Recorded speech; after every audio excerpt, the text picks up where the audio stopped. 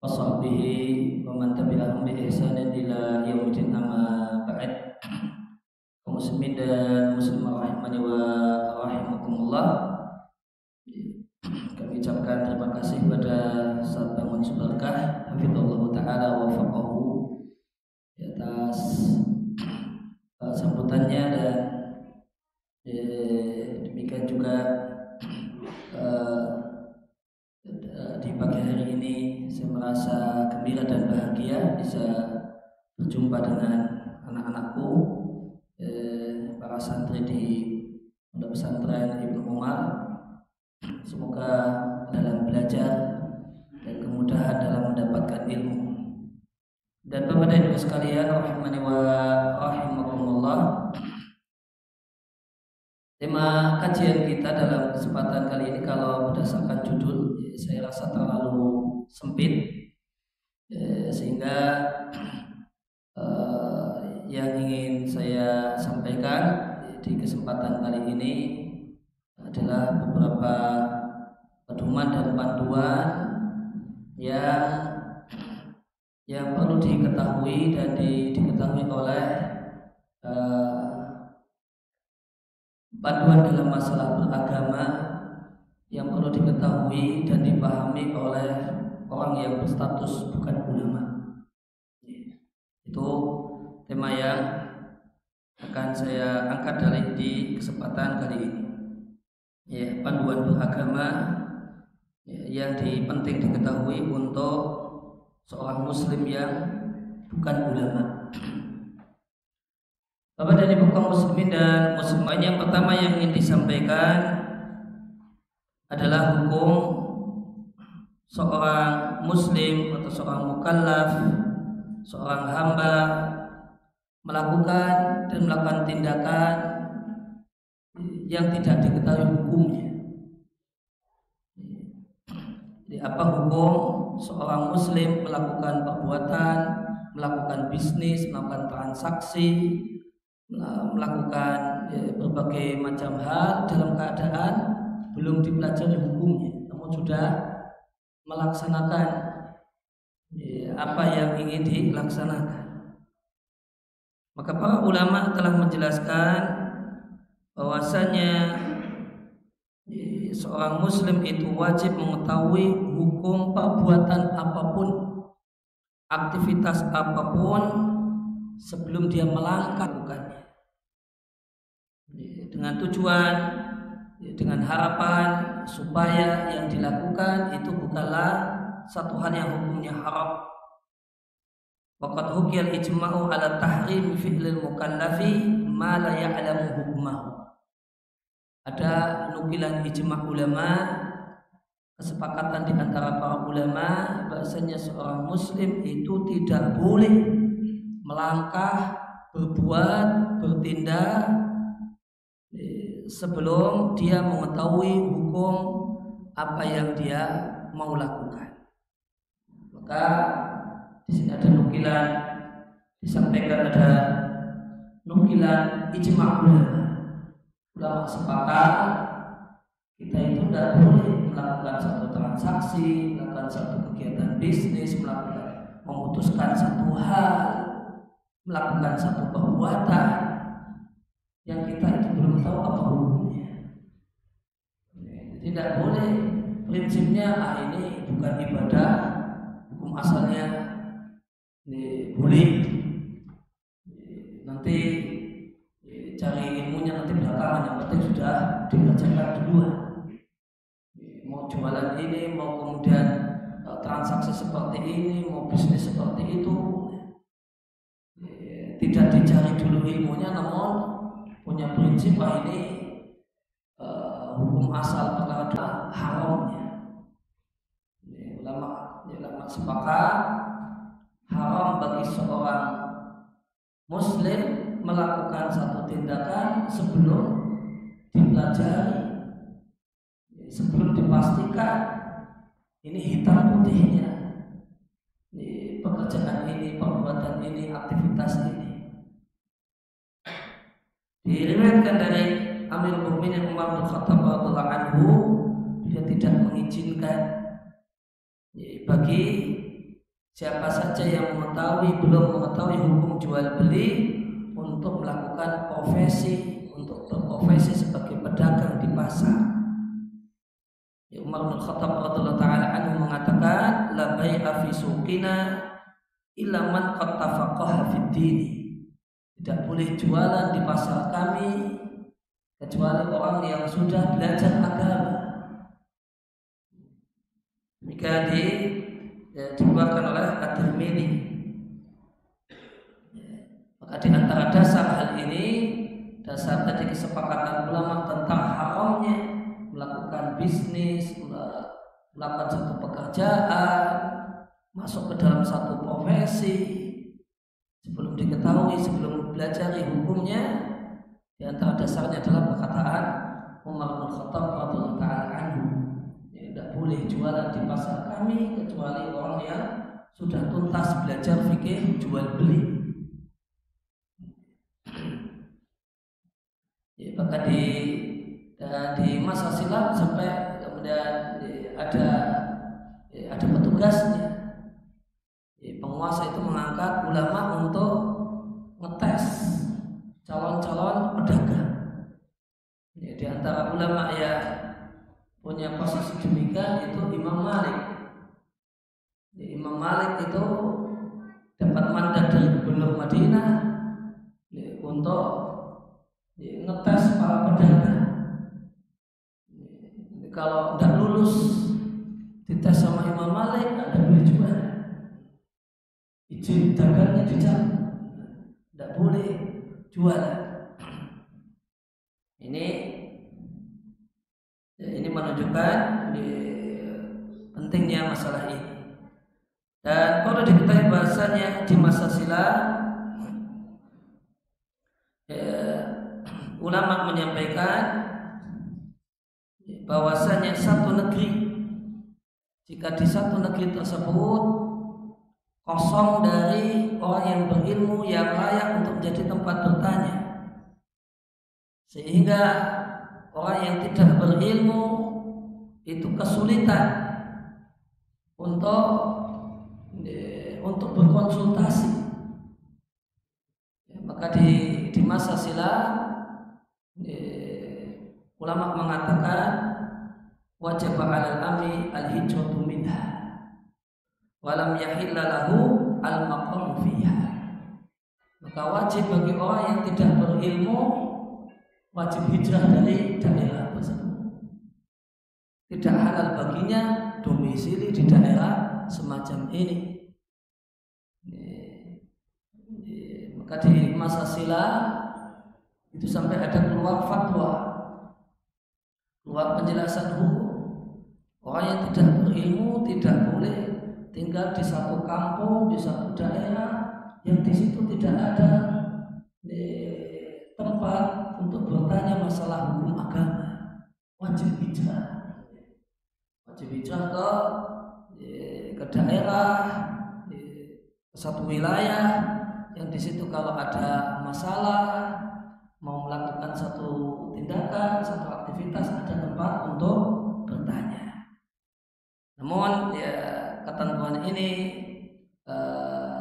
bisa kita katakan hanya berlaku di masa silam. Di masa sekarang lebih longgar karena kemajuan teknologi komunikasi.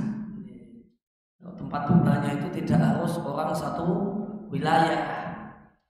Orang bisa telepon, orang bisa dengan berbagai macam caranya, bisa telepon biasa, bisa telepon WA, bisa teleponnya Facebook, bisa teleponnya macam-macam sekarang.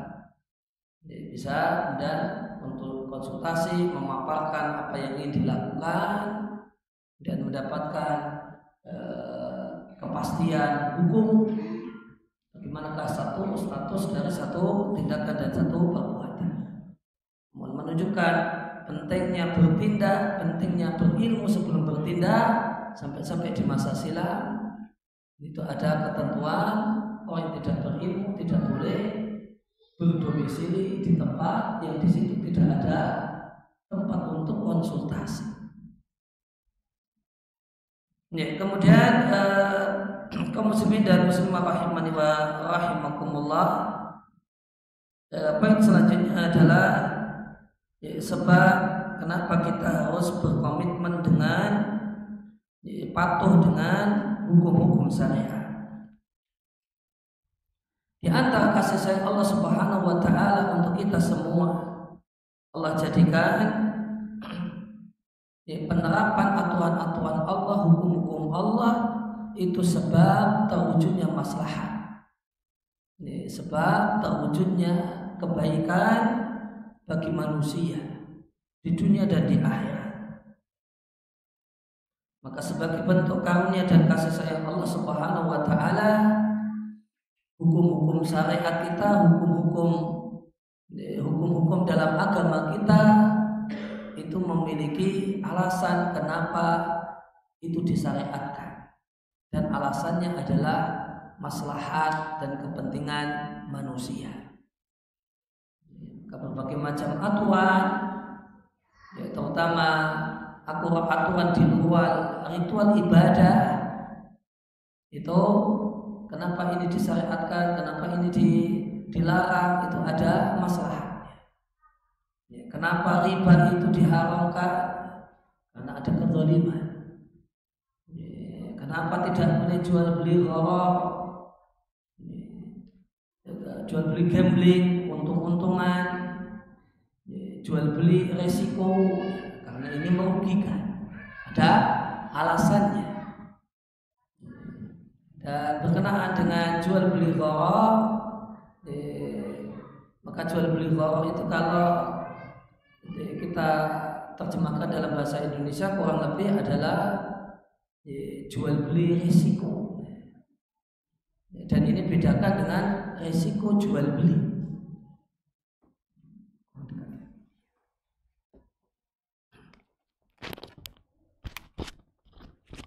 Ya, kalau risiko jual beli itu sebagai keniscayaan. Namanya jual beli, namanya dagang, ada risikonya. Kemarin pas pulaan itu harganya kemudian tinggi, ketika mau dijual harganya anjlok, jadinya rugi. Itu namanya risiko jual beli. Tapi yang tidak boleh, yang disebut dengan gharar, jual beli peluang, jual beli risiko yang dibeli, peluang yang dibeli, tidak tahu nanti untung ataukah tidak. Pulaan satu karung pakaian tidak lulus ekspor, satu karung besar isinya macam-macam. Tingkat kerusakannya macam-macam. Dibeli dengan harga sekian, misalnya 1 juta, misalnya satu karung. Ini beli peluang dan beli risiko. Kalau ternyata kain-kain yang tidak lulus ekspor tadi ternyata cuma masih layak untuk dijual, cuma salah jahit dikit, jadi 1 juta ini jadi 5 juta misalnya. Namun ketika ternyata isinya itu babak belur semua, tidak layak untuk dijual semua, atau sebagian besarnya, sehingga beli 1 juta yang kejual cuma 500.000. Ini namanya jual beli risiko, dan itu berbeda dengan risiko jual beli. Ya, maka berbagai macam aturan syariat itu ada penjelasannya, alasannya kenapa ini, terutama yang non ritual ibadah. Kenapa ini disyariatkan dan dituntunkan? Jawabannya karena maslahat dan kepentingan manusia. Namun maslahat dan manfaat di balik aturan-aturan Allah ini ada yang kita ketahui dan ada yang belum diketahui. Namun wajib diyakini itu ada alasannya adalah maslahat manusia. Namun tidak diharuskan kita tahu maslahatnya itu apa. Namun meskipun demikian, Meskipun semua aturan atau bisa dikatakan pada dasarnya semua aturan itu untuk maslahat manusia. Namun seorang muslim selayaknya mematuhi hukum-hukum syariat.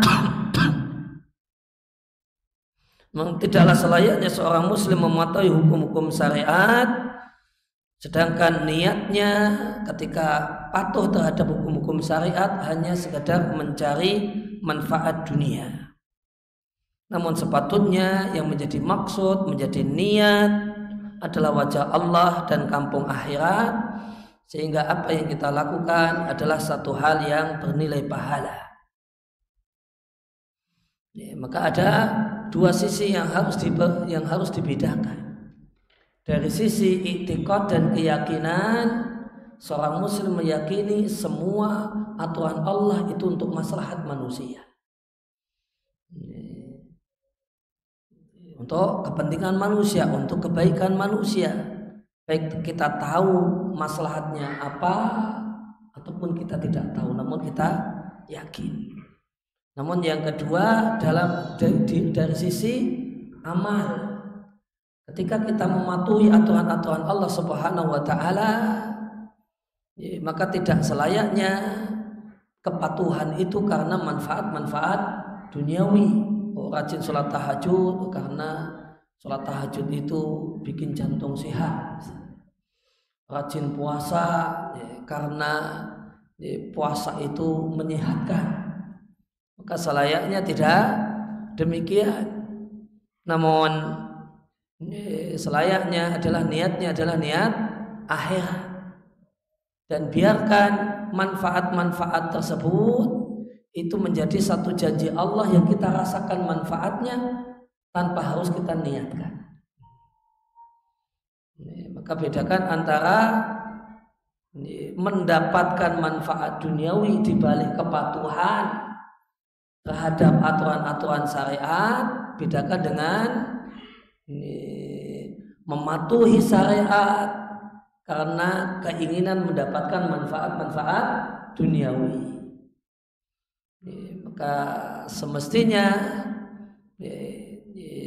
adalah yang pertama, mendapatkan manfaat-manfaat duniawi dibalik dikarenakan kepatuhan terhadap aturan-aturan syariat, dan bukan meniatkan manfaat-manfaat duniawi, meniatkan manfaat-manfaat duniawi dalam kepatuhan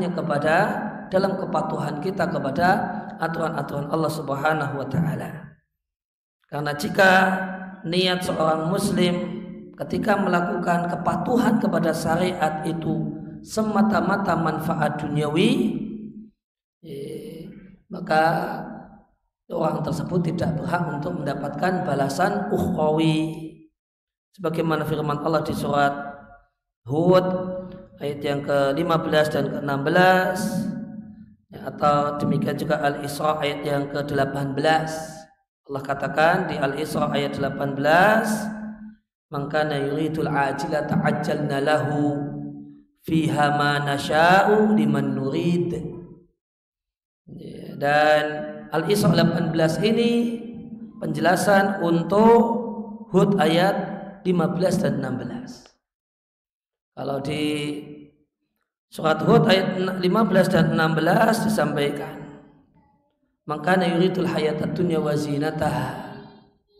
Siapa yang niatnya adalah kehidupan dunia dan perhiasannya, maka akan kami balas, akan kami berikan kepada mereka balasan amal-amal mereka fiha di dunia, wa hum fiha la yubkhasun, dan mereka di dunia tidak dikurangi. Namun di akhirat, dilanjutannya ayat, ulaika alladzina laisa lahum fil akhirati ilan nar, namun di akhirat tidak dapat apa-apa kecuali neraka. Maka di Hud ayat 15, siapa yang niatnya duniawi, maka Allah akan berikan balasan untuknya. Ini Allah akan berikan balasan untuknya di dunia. Maka bisa ditangkap kesan kalau kalau niatnya semata-mata duniawi nanti dapat dunia atau pasti dapat dunia? Jawabannya tidak pasti, karena dijelaskan di surat Al-Isra ayat yang ke-18, bahasanya ajalna lahu fiha, siapa yang amalnya itu karena menginginkan dunia, kami segerakan untuknya di dunia. Berapa besaran yang didapatkan di dunia? Manasya'u, dengan kadar yang kami inginkan. Ya, tidak mesti sama dengan apa yang dia inginkan. Dan apakah semua orang yang niatnya niat dunia dia mendapatkan dunia? Jawabannya tidak.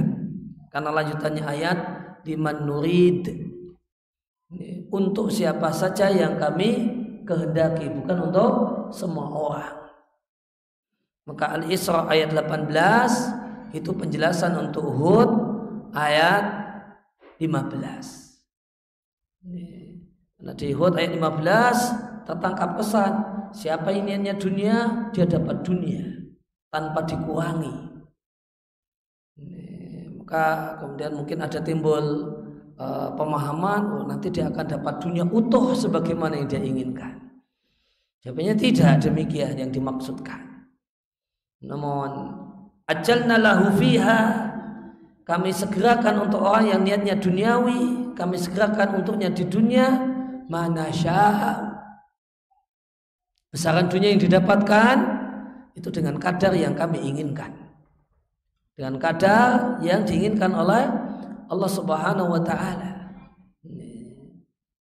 Kemudian itu pun liman nurid, tidak untuk semua orang, hanya untuk orang-orang yang kami inginkan. Maka siapa yang niat hijrahnya untuk dapat perempuan, belum tentu dapat perempuan. Hanya untuk sebagian orang yang Allah kehendaki. Apakah kemudian dapat perempuannya sebagaimana perempuan yang diharapkan? Juga belum tentu. Karena kadarnya sebagaimana yang Allah tentukan dan Allah inginkan.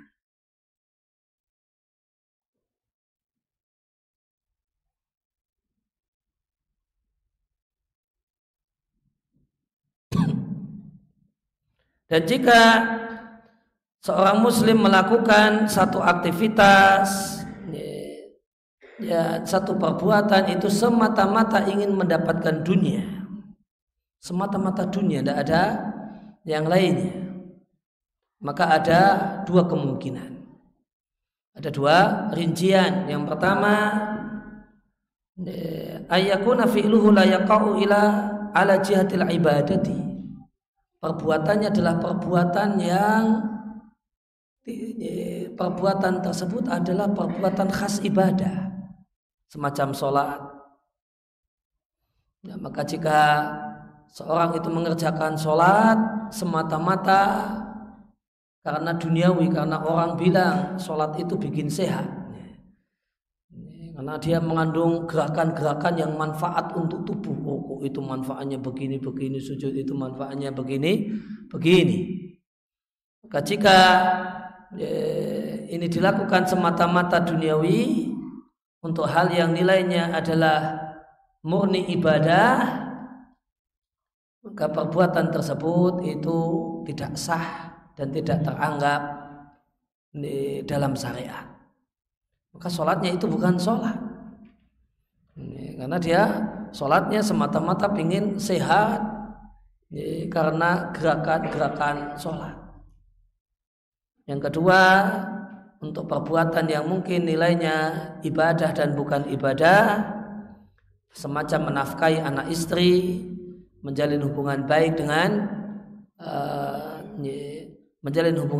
dengan kerabat.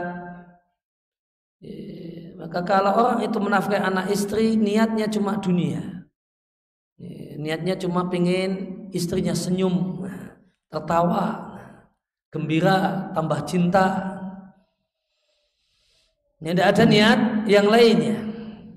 Menjalin hubungan baik dengan kerabat, dengan paman, dengan bibi, ya, cuma tidak enak karena lama tidak ke rumah paman sama ke rumah bibi, ya. Maka siapa yang niatnya semata-mata manfaat duniawi untuk perbuatan jenis yang kedua ini, maka perbuatannya sah gugur kewajibannya, tidak berdosa, namun tidak berhak untuk mendapatkan pahala akhirat.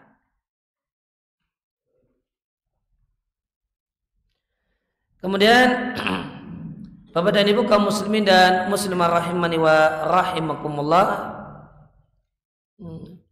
poin yang ketiga adalah cara untuk mengetahui hukum syariat. Maka jika seorang muslim itu punya masalah atau punya rencana mau melakukan satu perbuatan dan aktivitas, tadi disampaikan di poin sebelumnya, wajib berilmu sebelum melangkah. Maka ketika punya masalah, kita punya rencana dan kita ingin mengetahui hukum Allah dalam rencana kita ini, hukum Allah dalam kasus kita ini, maka tentu tidak lepas dari dua kemungkinan. Yang pertama, orang yang kita itu adalah orang yang berilmu, punya kemampuan untuk menemukan hukum Allah dalam kasus yang sedang kita hadapi. Maka untuk orang-orang yang levelnya di sini, kewajibannya adalah mengetahui dan mengambil hukum langsung dari dalil syar'i dengan kaedah-kaedah yang telah dirumuskan oleh para ulama dalam ilmu usul fiqh.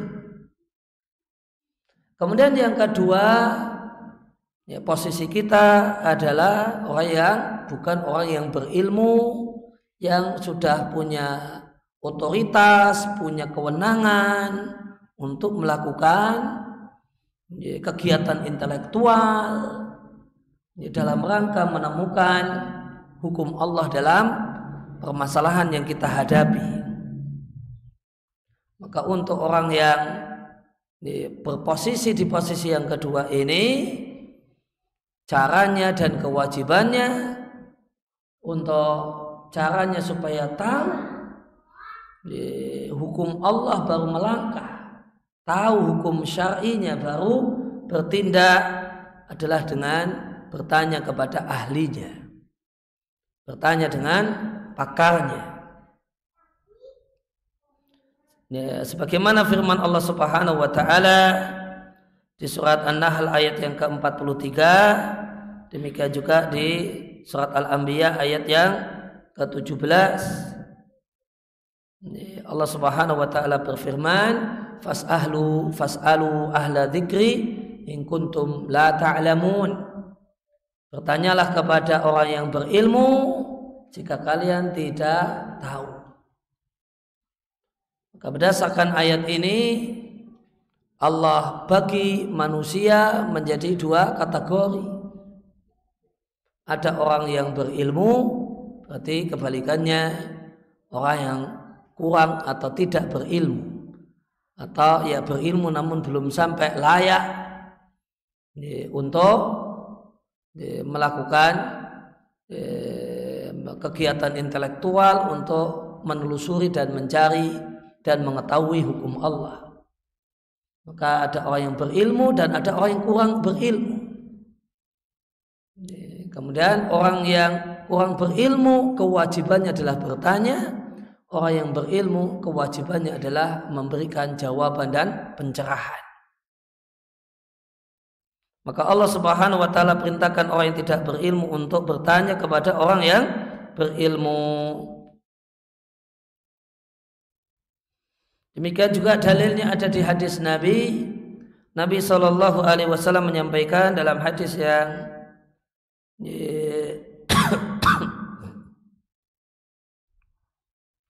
dalam hadis yang diriwayatkan oleh Abu Dawud, Nabi sallallahu alaihi wasallam bersabda, "Ala sa'alu idlam ya'lamu."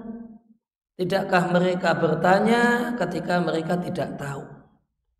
Fa inna masyifa'ul iyyi al-iyyi as-su'alu.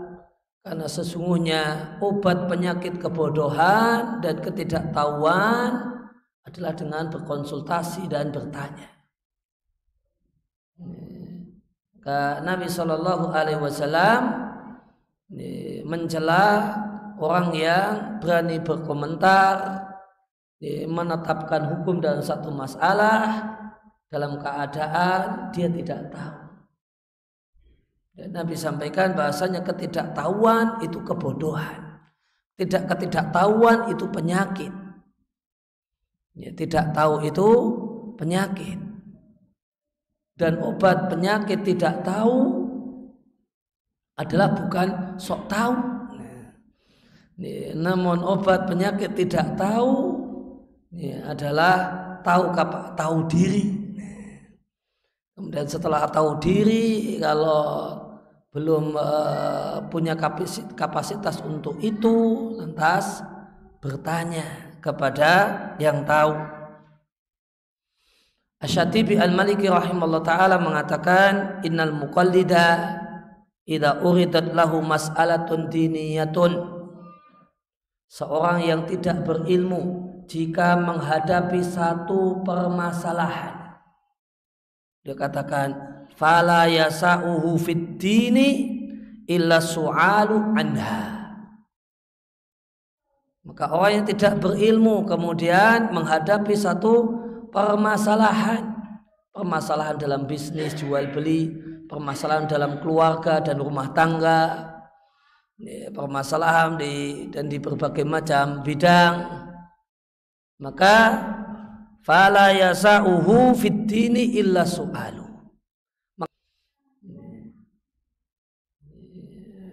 Namun fala yasa'uhu fid dini illa su'alu, maka tidak boleh baginya dalam agama ini kecuali bertanya. Jangan nekat, jangan kemudian nekat sok tahu kemudian memfatwai dirinya sendiri. Namun wajib bertanya kepada orang yang punya kelayakan untuk ditanya dalam masalah ini.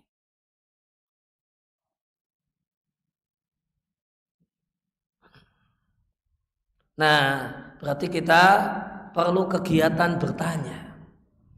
Ketika kita adalah tergolong orang yang tidak tahu hukum satu permasalahan dan tidak punya kemampuan untuk menemukan dan mengetahui hukum tersebut, maka kita memiliki kewajiban untuk melakukan aktivitas bertanya.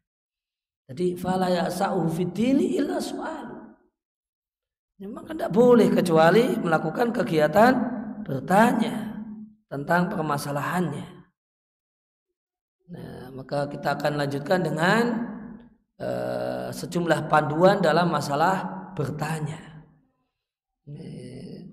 Sejumlah panduan tentang masalah bertanya.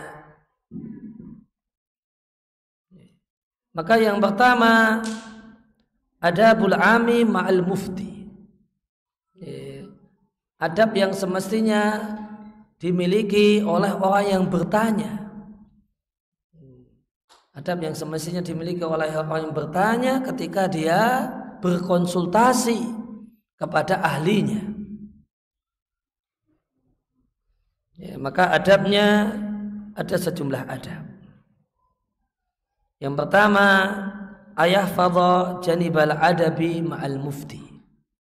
Orang yang bertanya itu secara umum hendaknya dia menjaga aspek adab, memperhatikan aspek adab kepada ustadz tempat dia berkonsultasi. Maka diberi arahan global, jaga adab. Jaga adab ketika kita bertanya kepada ustadz yang kita harapkan bisa memberikan pencerahan terhadap permasalahan yang kita hadapi. Dan adab itu jika tidak ditentukan oleh syariat. Yang namanya adab itu jika tidak ditentukan oleh syariat, maka yang namanya adab itu mengacu kepada yang pertama budaya masyarakat yang baik. Kemudian yang kedua,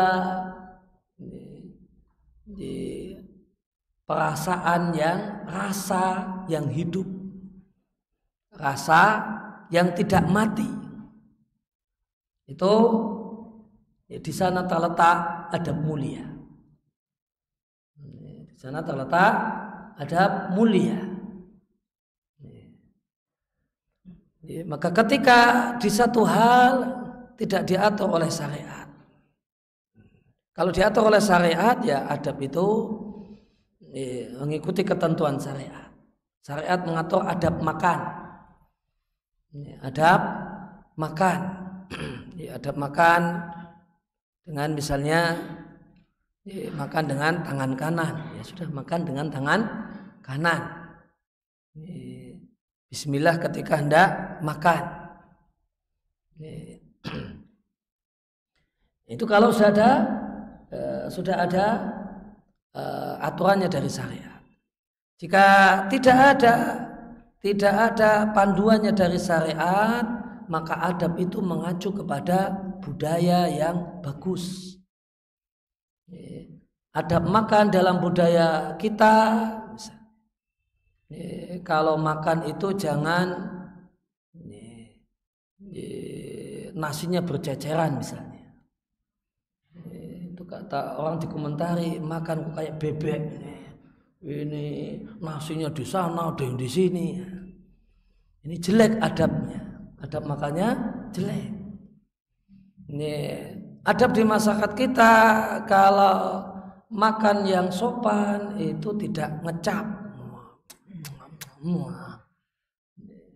Itu tidak sopan. Dan maka itu semestinya dipatuhi seorang muslim. Tidak boleh komentar, tidak ada dalilnya itu Ustaz. Apa tuh dalil untuk mengharamkan mengecap, untuk melarang makan sambil ngecap? Nikmat loh Ustaz.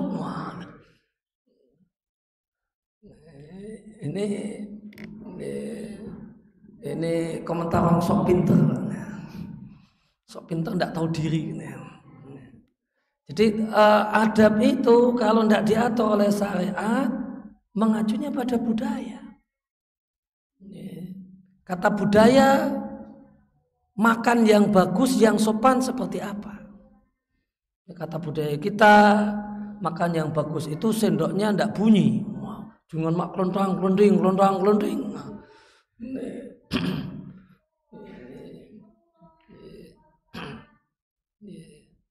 Maka kalau ya nanti meskipun yang namanya budaya ini boleh jadi nanti bisa berubah dengan perubahan zaman dan keadaan dan masyarakat. Jadi secara umum itu adalah jadi acuan adab. Sehingga boleh jadi dulu itu satu kesopanan sekarang, dan kalau tidak dilakukan berarti tidak sopan. Sekarang ya biasa saja. Dan nanti di lain masyarakat ya karena ini memperhatikan kemudian budaya, ya di satu masyarakat satu dengan yang lainnya bisa berbeda. Mungkin kalau misalnya contoh yang berbeda, adab nuang teh di Jogja itu agak beda. Standarnya yang namanya nuang teh itu tidak boleh kemudian yang sopan itu tidak boleh teh itu kemudian ada umpuk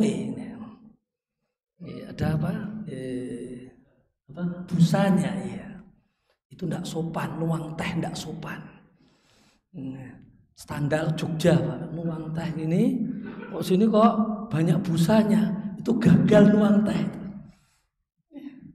Nuang teh kurang ajar ini, apalagi sama orang yang dihormati sama Pak Lurah, tehnya kok mumpuk kabeh busa tok gitu. Wah ini jangan kurang ajar ini sama orang tua ini. Itu nuang teh standar Jogja itu ada adabnya, tidak boleh ada busanya. Kalau ada busanya dan itu nuang teh untuk orang tua, pejabat, itu kurang ajar. Itu kurang ajar, nuang teh kurang ajar. Ya, tapi mungkin kalau di Lampung kan beda ya Pak ya, kan? Di Lampung ya mau busanya banyak, mau kemudian tanpa busa ya monggo gitu, enak-enak saja, kan? Ya, maka kemudian maka wajib memperhatikan budaya. Jangan sampai seorang muslim dicap tidak sopan. Dalam keadaan hal itu ya bisa dilakukan, tidak kemudian menyulitkan dan tidak bertentangan dengan syariat. Kemudian yang kedua, memperhatikan rasa. Memperhatikan rasa. Tidak boleh. Maka adab itu harus memperhatikan rasa. Seorang muslim itu rasanya jangan mati sehingga seenaknya. Orang lain jijik masa bodoh, tidak boleh. Kalau ini kira-kira bikin orang itu jijik, jangan dilakukan. Betul, kemudian di antara adab Islam, makan bareng, di antara adab makan, misalnya makan bareng, di antara adab makan itu menjilati jari. Kan setelah selesai makan. Tidak boleh di tengah-tengah makan jilati jari, kemudian masuk lagi. Tidak boleh itu. Ini orang tidak punya perasaan sama sampingnya itu. Tidak punya perasaan samping-sampingnya. Wah, habis makan kemudian jarinya dijilati dengan bunyi lagi, ngecap lagi. Wah, nikmat sekali. Habis itu jarinya dimasukkan di makanan depan sampingnya gitu. Tidak boleh. Maka tidak boleh demikian, itu namanya dan perasaannya mati, nggak mau tahu perasaan sampingnya. Kalau kemudian sausnya bareng, itu ya jangan habis digigit dimasukkan lagi ke saus yang sama, gigit lagi masukkan lagi sebelahnya, wah ini. Ya caranya gorengannya yang disobek dulu, gorengannya disobek dulu, ya, baru kemudian ngambil saus sekali makan. Jangan kemudian tempe gorengnya digigit, tuil lagi, sampingnya suruh menikmati bekas, ya, bekasnya. Maka ini namanya tidak punya rasa, tidak punya perasaan, mati rasa. Ini contoh makan yang tidak beradab. Contoh makan yang tidak beradab. Jadi adab yang mulia itu jika tidak ada ketentuan khusus dari syariat, mengacu pada budaya yang baik dan perasaan yang normal. Ya, dan perasaan yang normal, yang sensitif, perasaan orang yang kemudian hidup, tidak mati, maka ada di situ adab-adab mulia. Ya, sehingga di sini disampaikan, ya, kalau kemudian konsultasi, ya jaga adab. Ya, tidak diberi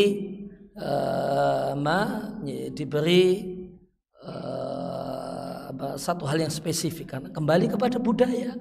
Adab orang bertanya itu seperti apa?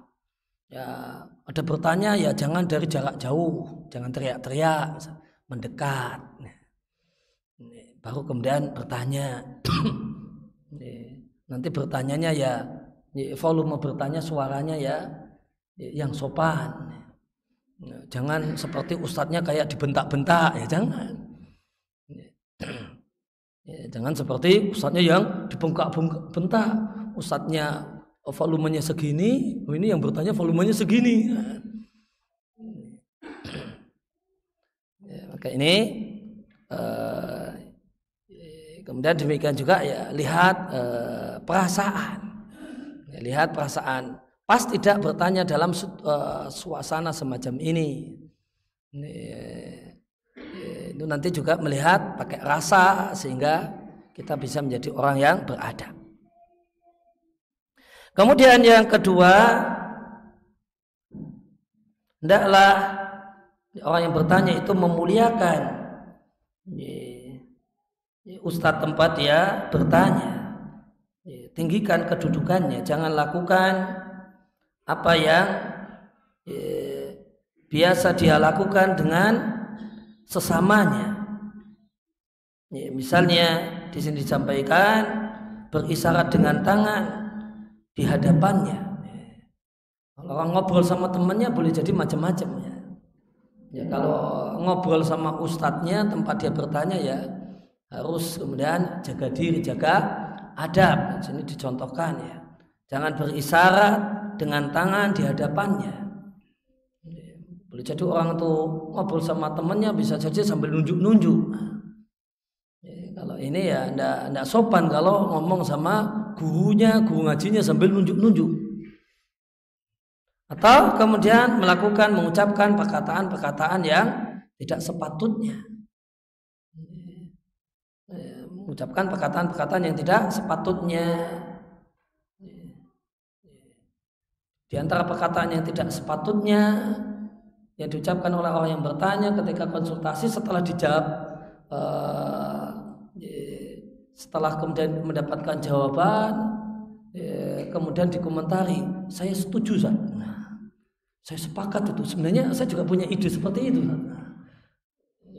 Habis kemudian katanya tadi datang tidak tahu saat mau bertanya begini-begini, setelah diberi jawaban setuju Ustaz. Sepakat Ustaz. Saya aslinya juga berpikir seperti Ustaz. Saya aslinya itu ya berpikir seperti Ustaz seperti itu. Nah, kok ternyata benar ya. Setuju sekali saya. Ini tidak sopan ini. Nah, kalau memang sudah punya pendapat sendiri ngapain tanya?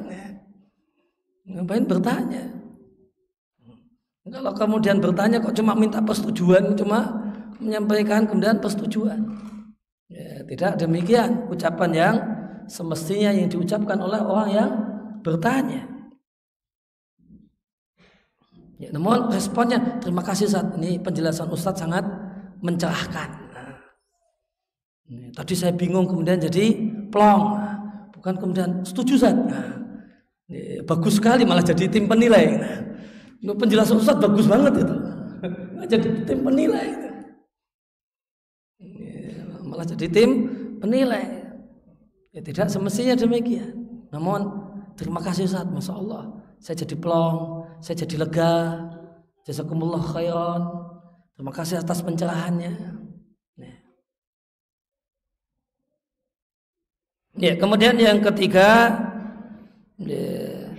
adalah tidak bertanya ketika pihak yang ditanya itu dalam keadaan sedang marah-marah, sedang keadaan sedih, sedang dalam keadaan sedang kelihatannya bosan, capek dan seterusnya. Karena khawatir, ya minimal khawatir, nanti jawabannya tidak maksimal. Jawabannya tidak sebagaimana yang diharapkan. Karena sikonnya yang tidak tepat. Dan ketika di antara hal yang patut untuk diperhatikan, ya, ketika diberi ruang untuk bertanya silahkan dimanfaatkan. Jangan ketika diberi ruang untuk bertanya tidak dimanfaatkan. Setelah ustadznya mau istirahat malah ditanya. Padahal tadi sudah diberi ruang. Monggo jika ada yang hendak ditanyakan. Tidak ada yang mau tanya. Setelah mau istirahat, ya, artinya pikirannya sudah dia turunkan, konsentrasinya sudah beliau turunkan, dia sudah merilekkan pikiran, badan, malah suruh tegang lagi, suruh konsentrasi mikir lagi. Nah, ini tadi sudah menyediakan diri berpikir serius, berpikir ini tidak dimanfaatkan. Setelah merilekkan pikiran malah suruh mulus serius lagi. Ini satu hal yang pilihan yang kurang tepat demikian ini. Kemudian yang keempat, sebagian ulama menyebutkan Tidak sepatutnya seorang penanya itu bertanya tentang dalil fatwa di forum yang sama, supaya hal tersebut li alla yakuna dzalika adama thiqatin biqaulihi, ya, supaya kemudian tidak ada kesan tidak percaya dengan perkataan dan penjelasan beliau. Dalam kondisi syariat memerintahkan untuk bertanya dan mengamalkan jawaban. Dan di antara alasan poin ini adalah karena orang yang awam terkadang tidak faham dalil, dan terkadang dan seringkali tidak faham sisi pendalilan. Maka di antara adab yang baik dalam bertanya, jangan tanyakan dalil setelah dapat penjelasan. Kalau mau tanya dalil sekalian di awal. Sekalian di awal. Jangan bertanyanya setelah dijawab dan di majelis yang sama. Jadi setelah diajukan pertanyaan begini-begini, setelah dijawab, kemudian angkat tangan saat itu, atau kemudian misalnya pertanyaannya pertanyaan langsung, bertanya setelah dijawab, dan baru kemudian disusulkan penjelasan tadi dalilnya apa, Ustaz? Penjelasan tadi dalilnya apa? Kalau mau menanyakan dalil, tanyakan sekalian di teks pertanyaan awal. Itu ustadznya kalau bisa menyampaikan dalil, ya dirasa perlu menyampaikan dalil, dan ya akan menyampaikan dalil. Jika dirasa tidak perlu, maka beliau mungkin punya pertimbangan tersendiri. Namun tidak sopan itu kalau setelah dijawab dan di majelis yang sama. Kalau dijawab begini-begini, kemudian itu dalilnya apa, Ustaz? Itu tidak sopan. Kalau mau, maka ditanyakan di majelis di pertemuan berikutnya. Di pertemuan berikutnya boleh jadi dengan mendekati beliau dan dengan bahasa bertanya, tapi jangan ada kesan tidak percaya. Kalau sudah dijawab, baru setelah itu nanyain itu dalilnya apa, Ustaz? Itu kesannya tidak percaya dengan apa yang disampaikan. Wakila yajuzu lil ami, namun dalam masalah ini ada pendapat ulama yang lain yang mengatakan boleh bagi orang awam untuk bertanya dalil tanpa makruh. Idza kana mustarsyidan ghaira muta'annitin. Jika memang pertanyaannya itu adalah pertanyaan orang yang ingin tahu. Wa yujibul alimu, namun permintaan untuk disertakan dalil itu tidak harus dikabulkan oleh ustadz yang ditanya. Wa yujibul alimu idza kana dalilu qat'iyyan tashtariku al-adhanu fi fahmihi. Namun tidak semua permintaan untuk permintaan pertanyaan dalil dikabulkan. Yang dikabulkan manakala dalilnya itu dalil yang jelas, dengan cara pendalilan yang jelas, secara umum semua orang mudah untuk memahaminya. Kalau yang pendalilannya itu pakai ruwet muter-muter, itu nanti dijak muter-muter bingung. Ya, maka tidak perlu dikabulkan pertanyaan tentang apa dalilnya. Kemudian poin yang kedua, man yahukku lil ami ayas'alahu. Siapa yang selayaknya menjadi tempat untuk bertanya. Maka ketika kita punya masalah dan kita ingin mengetahui hukum Allah dalam masalah tersebut dengan cara bertanya, maka perhatikan tidak semua orang layak untuk ditanyai. Ada kriteria tertentu yang wajib terpenuhi pada orang yang hendak kita tanyai.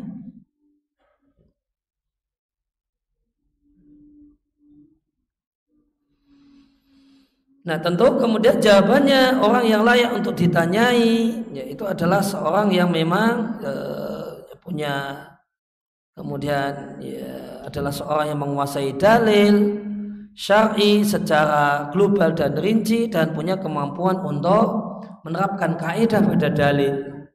Ini teorinya. Tapi kalau untuk orang awam, gimana cara simpel? Gimana cara simpel, cara sederhana untuk mengetahui orang yang layak untuk menjadi tempat kita bertanya. Maka cara sederhana atau cara simpel, ada beberapa poin yang ditawarkan ulama sebagai cara simpel, cara sederhana untuk mengetahui orang yang layak menjadi tempat konsultasi.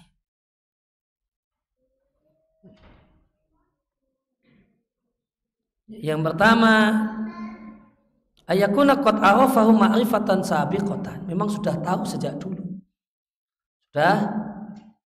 Sudah tahu sejak dulu kalau orang ini adalah orang yang berilmu. Sudah punya langganan.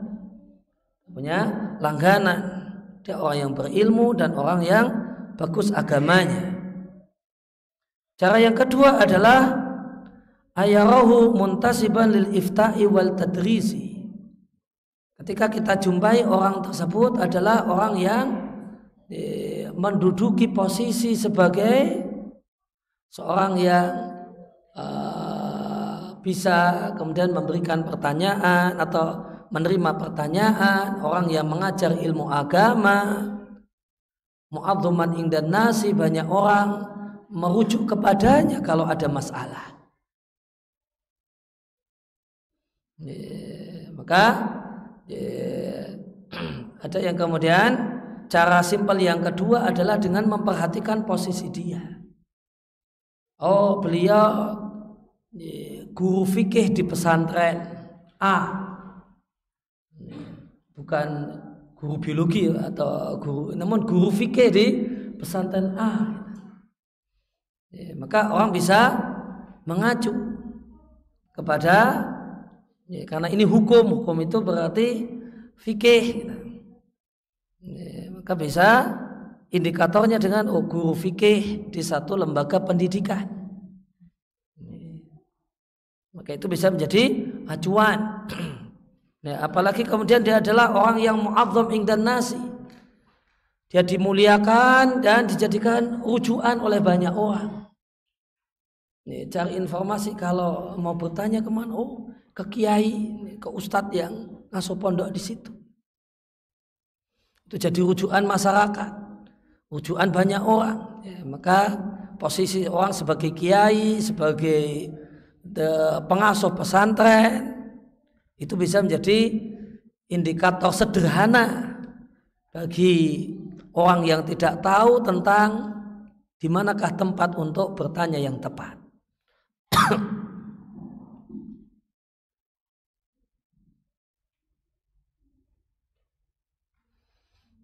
Maka ini ngerinya jadi ustadz di pesantren.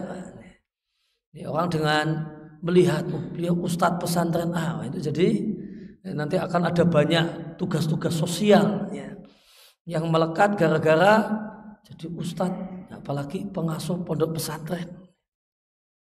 Meskipun ini dari sudut pandang yang lain, itulah cara orang awam untuk tahu bagaimana, di manakah tempat bertanya yang semestinya. Kemudian yang ketiga, ya seperti kita mau berobat lah ya. Seperti kita mau berobat. Maka di antara cara orang untuk berobat adalah dia dokter di rumah sakit itu. Dia adalah diketahui dia dokter di puskesmas itu. Melihat kedudukan. Kemudian cara yang ketiga adalah ada orang yang informan terpercaya yang memberitahu. Ada informan dia bertanya kepada temannya, cari informasi pada temannya. Ini kalau mau pingin konsultasi masalah waris di mana? Maka temannya, orang yang kemudian dia percaya, memberikan informasi, oh yang pakar waris beliau. Maka ini seperti juga orang ini berubah, cari informasi mencari informasi dari informan terpercaya. Oh ini masalah sakit semacam ini bisa ke sensei A, itu bagus itu. Dan ini kemudian itu ke tukang pijat B, kita kemudian percaya, kemudian datang karena informasi terpercaya. Informasi yang kita nilai berasal dari informasi yang akurat. Yang keempat adalah dengan populer di masyarakat kalau beliau adalah tempat bertanya. Maka berdasarkan popularitas, apa yang tersebar di masyarakat, populer tersebar di masyarakat. Ini cara orang awam untuk tahu tempat bertanya yang benar. Kemudian yang kelima, orang yang kemudian menjadi rujukan banyak orang yang berilmu.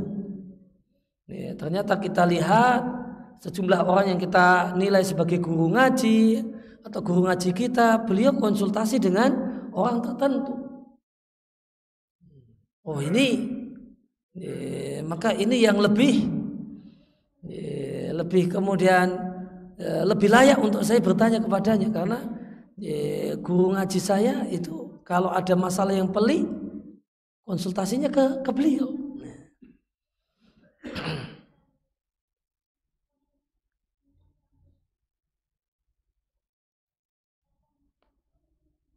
Kemudian dan berkenaan dengan masalah bertanya dan berkonsultasi, maka tidak boleh tidak harus ada kemantapan hati. Tidak boleh tidak harus ada kemantapan hati pada jawaban pemberi jawaban. Kita mantap, oh inilah syariat Allah Subhanahu wa taala. Ya, kalau tidak ada kemantapan hati, maka tidak ada keharusan untuk mempraktekkan dan mengamalkan jawaban. Ya, maka satu hal yang patut untuk diketahui, jawaban seorang yang berilmu untuk pertanyaan yang ditujukan kepadanya itu tidak bersifat mengikat. Tidak bersifat mengikat orang yang bertanya. Mengikat orang yang bertanya kalau orang yang bertanya itu mantep, oh ini insya Allah seperti inilah yang menjadi syariat Allah dan Rasulnya. Kalau dia bimbang, kok kayaknya ganjel, kayaknya ndak pas, ya, maka ya, tidak ada keharusan untuk melaksanakan jawaban beliau. Ada keharusan untuk melaksanakan jawaban yang disampaikan itu manakala ada kemantapan.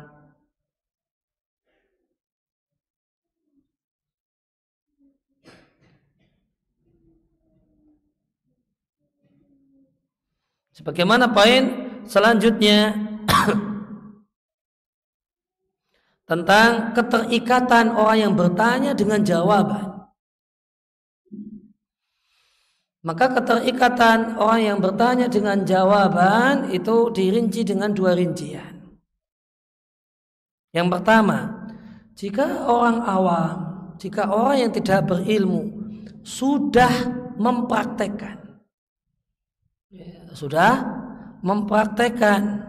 dalam satu kasusnya, sudah mempraktekkan dan mengamalkan jawaban orang yang berilmu,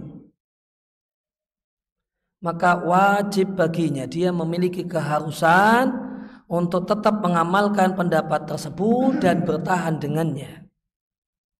Dia tidak boleh ganti pendapat kepada pendapat yang lainnya dalam masalah tersebut. Wa nukilal ijma'u ala dhalik, Dan ada ijma' ulama dalam masalah ini. Dan ada ijma' ulama dalam masalah ini. Jadi jika orang awam itu sudah mempraktekkan satu pendapat, maka kewajibannya dia punya kewajiban untuk bertahan dalam pendapat tersebut. Ya, tidak boleh ganti dengan pendapat yang lain.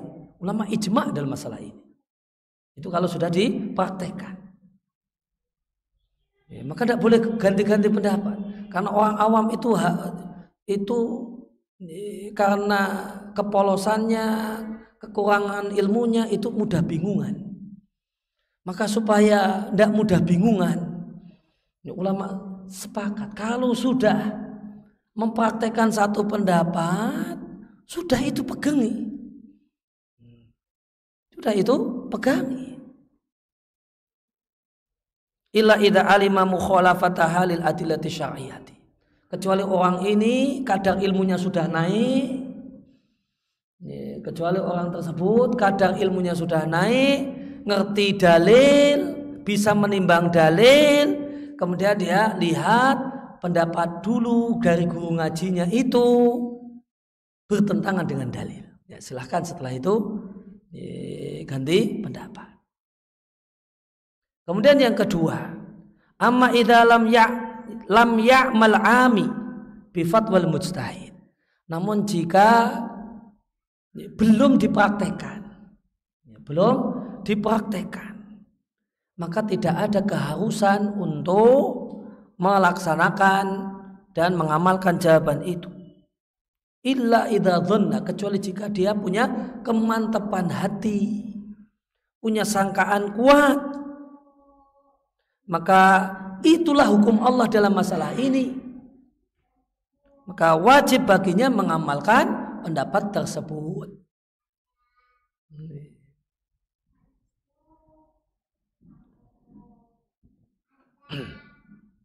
Ya, maka di sini dirinci dengan dua rincian, ya, memperjelas poin sebelumnya tadi. Dibedakan antara sudah dipraktekkan sama sedang kebingungan dan cari tahu. Kalau posisinya sudah dipraktekkan, maka silahkan dilanjutkan apa yang sudah biasa dipraktekkan, kecuali mendapatkan informasi baru yang mencerahkan, dan dia lihat berdasarkan informasi baru tersebut kalau pendapat lama yang dianut itu betul-betul tidak sesuai dengan dalil. Silahkan kalau itu ganti pendapat. Kemudian yang kedua, kalau sedang proses mau melangkah, sedang proses mengumpulkan data, mengumpulkan pandangan, tidak ada keharusan untuk mengamalkan ini. Kalau di dunia kesehatan sudah konsultasi dengan satu dokter itu tidak harus dilaksanakan. Boleh namanya cari second opini. Kok kurang mantap, cari dokter yang lainnya. Namun kalau sudah menjatuhkan pilihan ditangani dokter ini, kemudian masih kiri dan kanan, nanti tambah bingung malah. Masih kemudian dengarkan bisikan kiri, bisikan kanan. Padahal sudah diputuskan ikut terapi arahan dokter A. Maka demikian juga dalam ilmu agama. Kalau prosesnya masih proses belajar, proses cari tahu, kalau jawaban A belum mantap, ya silahkan cari lagi jawaban B. Tidak ada keharusan untuk mengamalkan jawaban A, kecuali jika dia sudah punya sangkaan kuat, ada kemantapan hati, inilah jawaban yang tepat dan pas. Maka wajib dipraktekkan karena kemantapan hati tadi.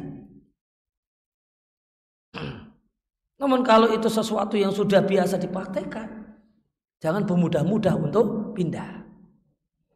Sehingga saya pribadi kalau sering mendapatkan pertanyaan yang saya rasa itu sudah penanya itu sudah biasa mengambil satu pendapat, saya seringkali saya jawab dengan dalam masalah ini ulama berselisih pendapat, ada pendapat demikian dan pendapat demikian. Kesimpulannya silahkan lanjutkan apa yang sudah biasa diamalkan.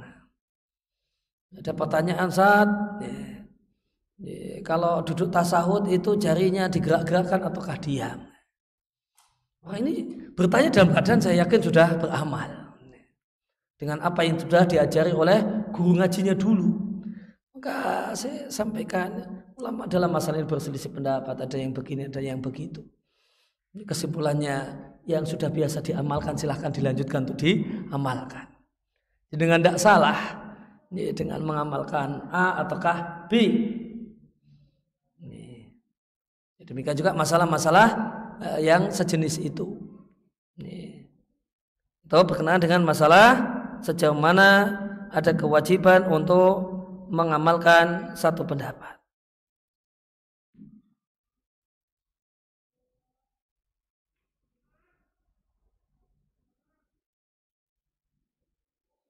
Kemudian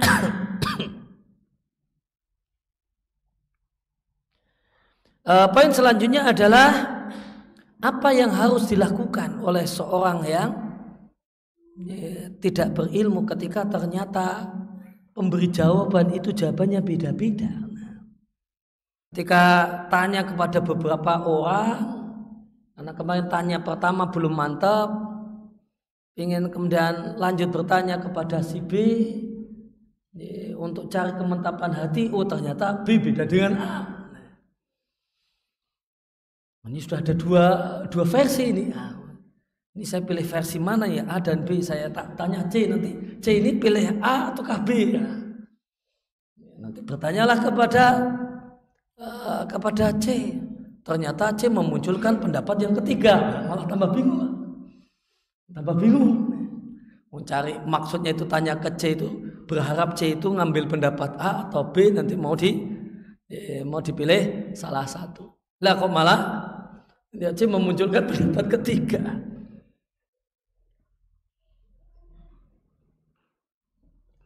Ya, jawabannya dan ini berkenaan dengan judul yang diminta untuk dibahas di kesempatan kali ini.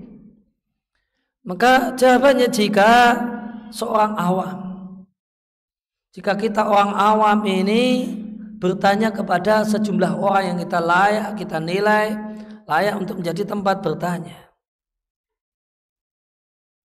Wakhtalafu, ternyata mereka berselisih.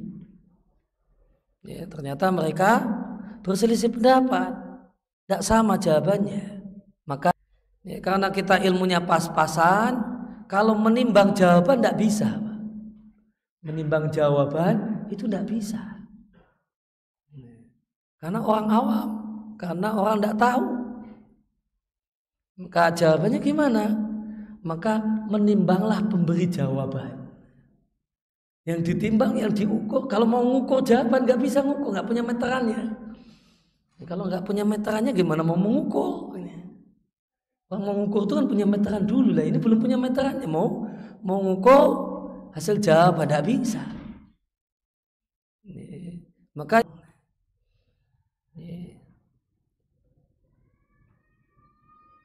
karena dalam pandangan orang yang tidak tahu, itu tidak ada keistimewaan jawaban A dengan jawaban B kecuali orangnya.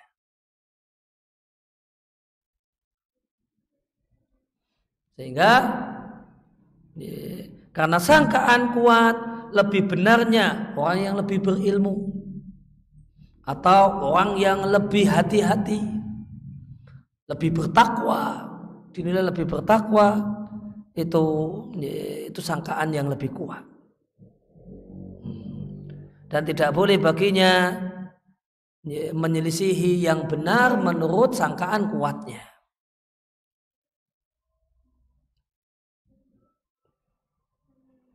Ditambah ketika ada satu dari pendapat-pendapat yang ada.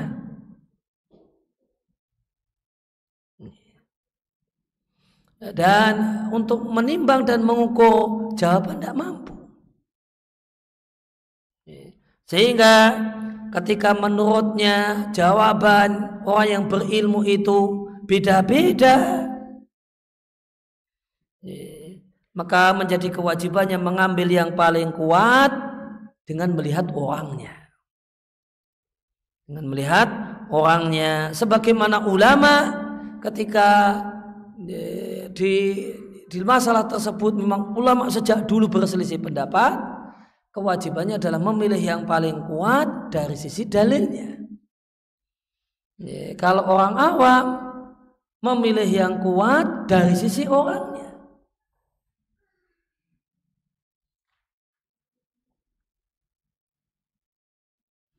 Dan orang awam sekalipun tetap dituntut untuk mengikuti syariat Allah. Dan orang yang awam itu tidak mengetahui syariat Allah kecuali dengan penjelasan guru ngajinya. Nah, ketika guru ngajinya itu berbeda pendapat dalam satu masalah, maka menjadi kewajiban orang awam untuk beramal dengan apa yang menurut sangkaan kuatnya. Disitulah syariat Allah Subhanahu wa ta'ala. Tati aktsaril muftina bi ahadil aqwali, mana pendapat yang paling banyak. Tadi seperti saya contohkan tadi, ketemu dua pendapat, cari penjelasan orang ketiga untuk kemudian memilih mau ngambil pendapat pertama atau pendapat yang kedua. Maka bisa demikian. Hendaklah dia pilih mana yang paling banyak. Karena ini panduan untuk orang awam. Ada dua pendapat. Pendapat pertama ada ustadz yang berpendapat demikian, ada 3 orang. Pendapat yang kedua ustadz orang yang berilmu yang berpendapat demikian 1 orang. Ya, sudahlah, berarti saya mengamalkan pendapat yang pertama. Bisa juga dengan afdaliyatil qailina bihi. Mana yang paling afdal dari orang-orang yang bertanya tersebut. Dari 5 misalnya tadi, dari 4 orang misalnya, 4 orang yang dia bisa akses. Ini kemudian jawabannya beda-beda, maka bisa ditimbang mana yang paling afdal dari mereka, mana yang terbaik di antara mereka dalam pandangannya. Dalam pandangannya itu yang paling pintar siapa? Yang paling pintar itu siapa? Atau kemudian bisa juga dengan menimbang yang paling senior siapa? Silakan. Itu di antara cara sederhana. Orang Jawa bilang coro bodoh nih. Cara sederhana untuk orang yang awam itu perlu cara sederhana. Maka bisa dengan melihat senioritas dalam ilmu. Beliau itu belajar agama, mengajarkan ilmu agama sudah sekian lama. Itu mestinya lebih berilmu dibandingkan dengan ustadz baru, ustadz muda. Bisa demikian.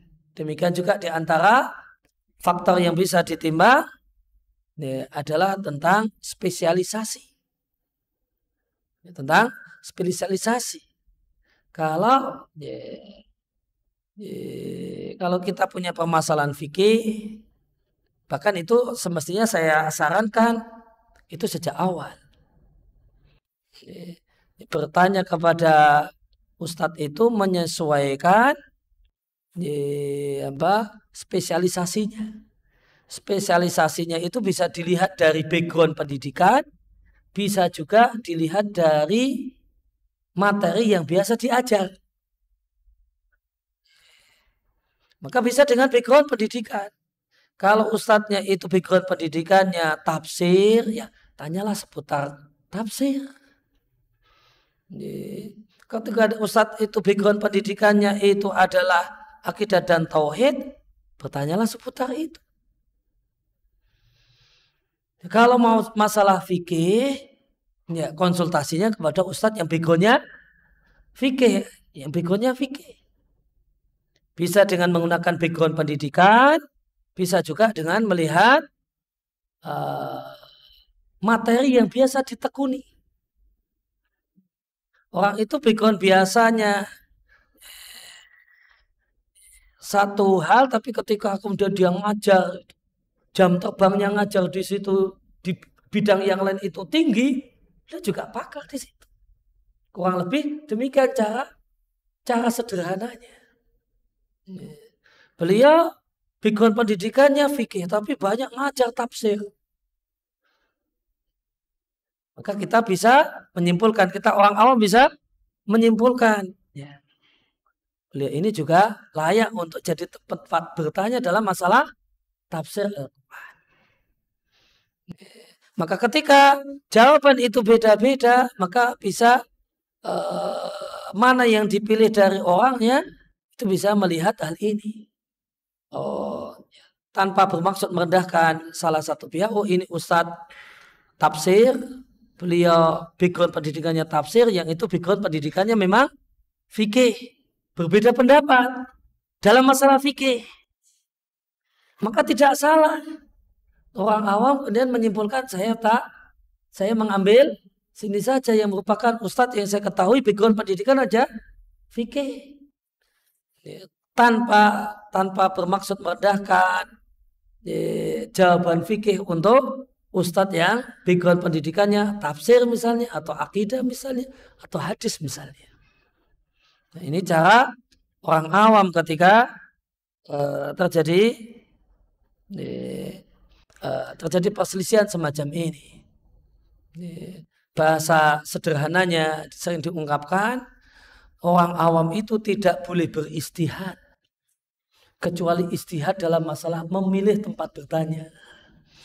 Tidak boleh beristihad kecuali dalam satu bidang istihad.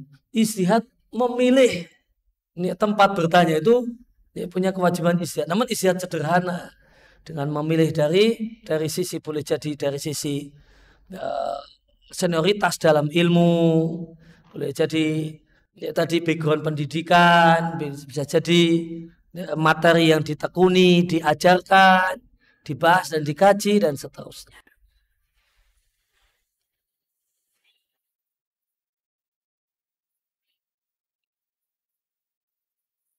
Jadi ketika terdapat banyak versi jawaban untuk permasalahan yang sama, dan karena keterbatasan ilmu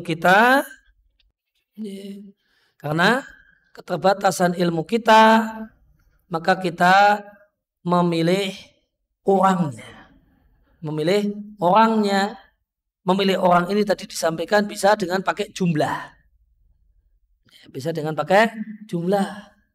Oh, ini ustadz yang ambil pendapatan ini lebih banyak, silahkan. Itu cara sederhana untuk memilih pendapat. Bisa juga dengan afdoliyah. Mana yang terbaik? Afdoliyah ini bisa melihat senioritas dalam ilmu. Orang yang sudah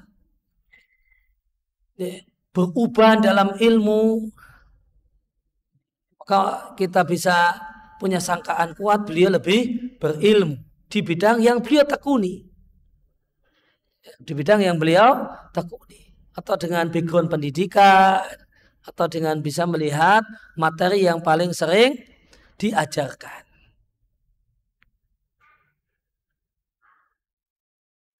Nah, kemudian pembahasan berikutnya adalah tentang siapa tempat bertanya orang awam jika di situ terdapat banyak pilihan tempat bertanya. Kalau di daerah kita bisa mengakses banyak orang berilmu. Bisa di daerah kita ada banyak orang yang berilmu, atau kita bisa mengakses banyak orang. Maka kepada siapa kita bertanya?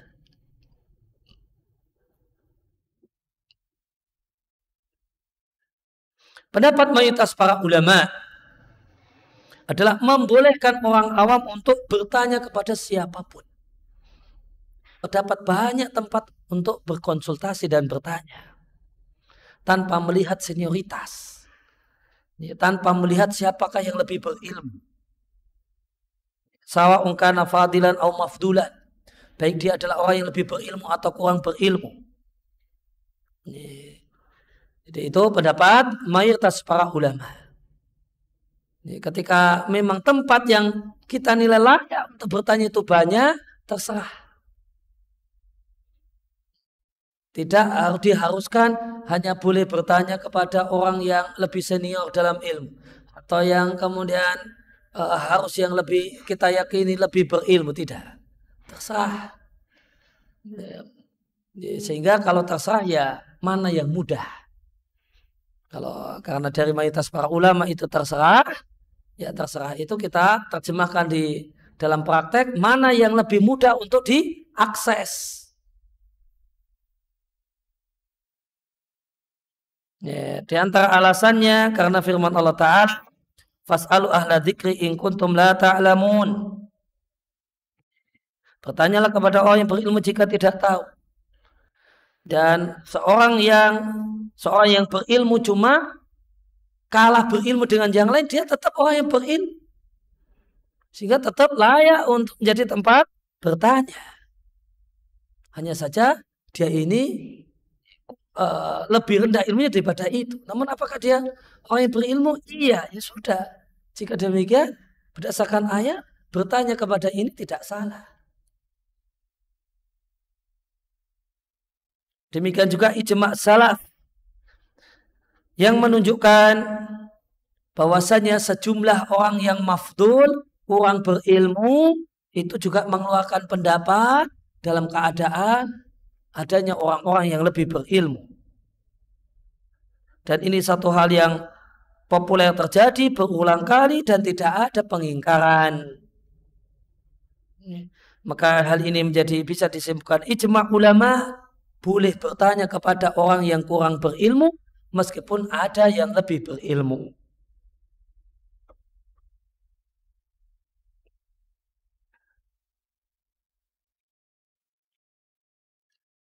Yaitu mayoritas itu pendapat mayoritas para ulama. Jadi beda tadi antara poin sebelumnya dan poin ini.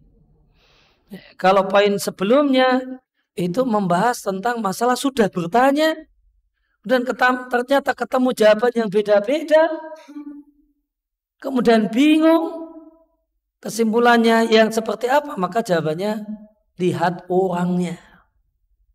Ya, lihat orangnya. Mana yang lebih berilmu, silakan bisa mengacu pada itu. Mana yang lebih senior dalam ilmu, yang lebih lama ngajar, yang lebih lama belajar, ya, silakan itu bisa dijadikan sebagai acuan.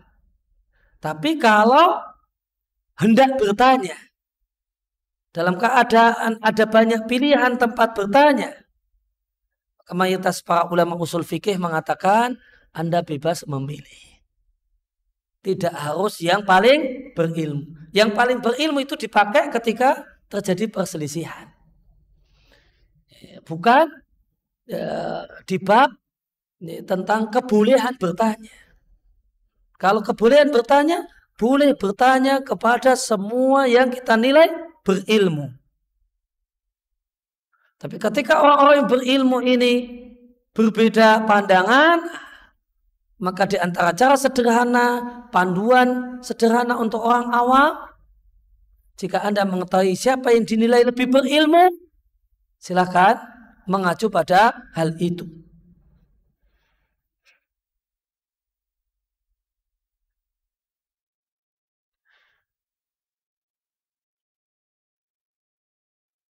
Itu kurang lebih yang bisa materi yang bisa disampaikan dan kita kaji dalam kesempatan kali ini. Sallallahu ala nabiyina Muhammadin wa ala alihi wa sahbihi wasallam.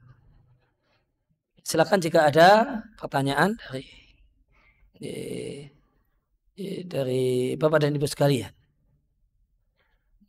Pertama berkenaan dengan materi yang kita kaji dan kita bahas.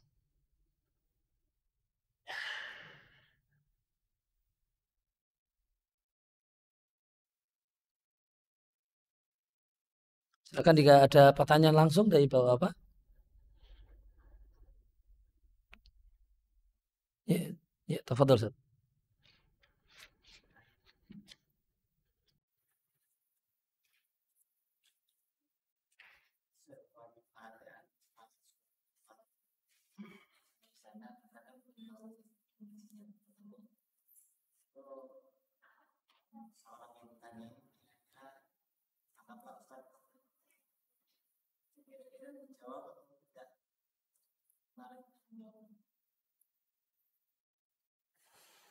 Ya, ketika pertanyaan dalam hal-hal yang di situ banyak faktor yang melingkupi. Kita ditanya tentang satu permasalahan yang di situ banyak faktor yang melingkupinya dan kita tidak tahu detail faktor-faktor yang melingkupinya, gitu ya, Ustaz, ya. Iya, satu keadaan tertentu di situ ada banyak faktor, banyak pertimbangan. Iya. Jika misalnya di satu daerah, di daerah tersebut ada tempat untuk konsultasi,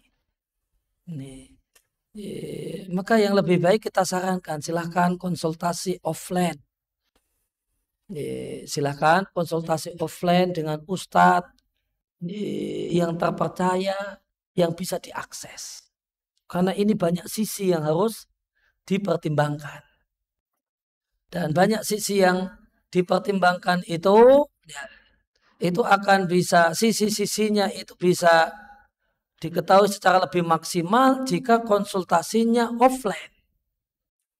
Dia bisa menghadirkan orang, dia bisa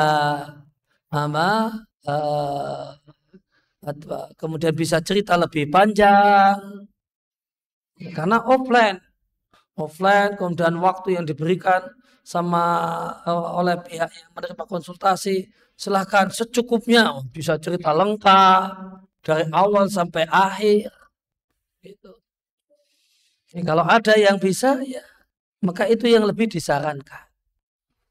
Ketika tapi yang jadi permasalahan, ya, ketika tidak ada di sana tempat untuk bertanya. Maka di sini kita perlu lihat. Ya kalau masalahnya ya, ruwet, ya silakan datang, minta untuk offline. Jangan lewat telepon, apalagi WA. Silakan datang, nanti bisa ngobrol sehingga punya gambaran yang lengkap. Jika memungkinkan untuk datang, jika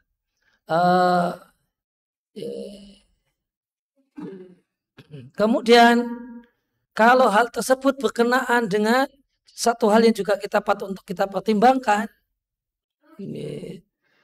kalau hal tersebut berkenaan dengan perselisihan antar pihak, kita diminta untuk memberikan penilaian. Padahal ini perselisihan di antara pihak. Maka yang biasa saya lakukan, boleh jadi saya akan katakan silahkan konsultasi langsung, datang ke rumah, silahkan konsultasi offline atau dijawab tapi dengan menyampaikan kaidah dan saya tidak membahas kasus tersebut secara spesifik. Saya tidak bahas secara spesifik, namun kaidahnya, teorinya di masalah ini ada begini. Tapi ini bukan jawaban spesifik untuk kasus jenengan. Saya tidak tahu perkara yang lebih detailnya. Saya cuma menyampaikan pembahasan ulama di bab ini. Atau kemudian jika keributannya itu tidaklah kemudian hal yang berbahaya dan bukan hal yang ruwet, maka bisa dijawab dengan mengatakan jika keadaannya sebagaimana demikian, maka hukumnya adalah begini. Kemudian kalau pengalaman saya pribadi, Pengalaman saya pribadi, Mbak, terkadang ada sejumlah beberapa bidang pertanyaan yang saya tidak akan layani dan seringkali tidak saya jawab jika cuma itu chat. Jika itu cuma chat WA misalnya. Saya akan beri jawaban minimal telepon untuk hal-hal yang perlu didialogkan. Misalnya diantaranya adalah tentang masalah keabsahan transaksi, masalah fikih muamalah maliyah. Saat ini saya dagang begini pakai chat meskipun panjang. Chat panjang nggak kebaca semua, Pak.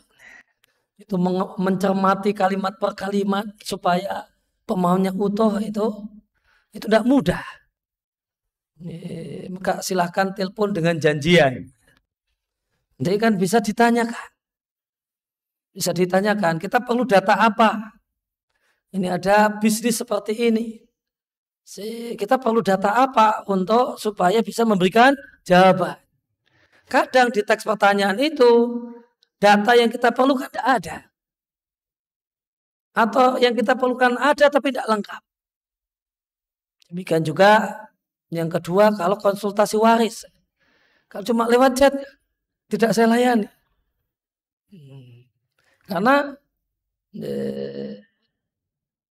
kita perlu kemudian tahu kondisi, perlu diobrolkan. Ini ahli warisnya dia cuma menyampaikan saat kemudian misalnya seorang meninggal dunia dia nyebutkan ini. Ternyata kita perlu ada orang lain. Kan kalau diobrolkan. Dia cuma nyebutkan istri dan anak. Kita kan perlu tanya, seorang meninggal dunia meninggalkan istri dan anak. Padahal kita perlu pertanyaan, orang tua mayit ada enggak?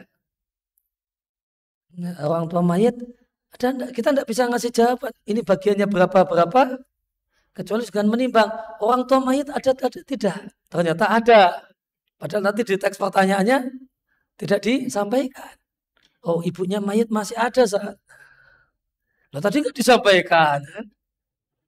Sehingga tidak bisa. Kemudian via chat minimal telepon. Tapi kalau masalahnya itu masalah pelik, kita tidak mungkin terima telepon 2 jam. Masalahnya masalah pelik, terima telepon 1,5 jam itu telinga panas. Terima telepon 1,5 jam. Ya sudah perlu offline sehingga lebih jelas, bisa lebih maksimal ceritanya dan data-data yang diperlukan. Itu Zat. Ya, ada yang lain?